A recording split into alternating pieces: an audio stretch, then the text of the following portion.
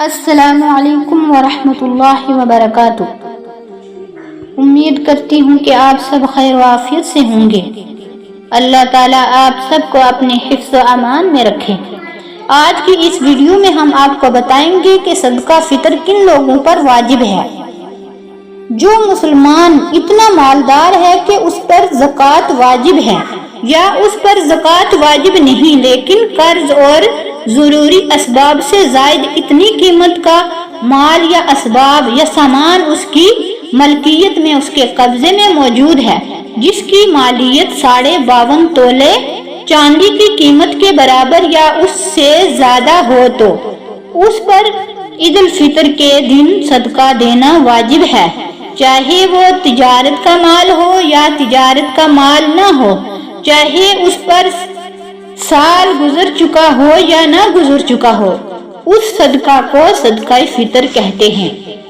جس طرح مالدار ہونے کی صورت میں مردوں پر صدقہ فطر ادا کرنا واجب ہے، اسی طرح اگر عورت مالدار صاحب نصاب ہے یا اس کی ملکیت میں اس کے قبضے میں قرضہ اور ضروری سامان سے زائد اتنی قیمت ہے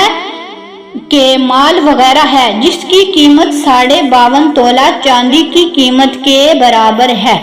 مثلا اس کے پاس زیور ہے جو والدین کی طرف سے ملا ہے، یا شوہر نے نصاب کے برابر زیور عورت کو بطور مالکیت دیا ہے، یعنی اس کے قبضے میں شوہر نے اتنا زیور دیا ہے کہ وہ صاحب نصاب ہو گئی، یا مہر میں اتنا زیور ملا جو نصاب کے برابر ہے، تو عورت کو بھی اپنی طرف سے صدقہ فطر ادا کرنا واجب ہے۔ ہاں، اگر شوہر اس کی طرف سے اسے بتا کر ادا کر دے تو ادا ہو جائے گا۔ مالدار عورت پر اپنا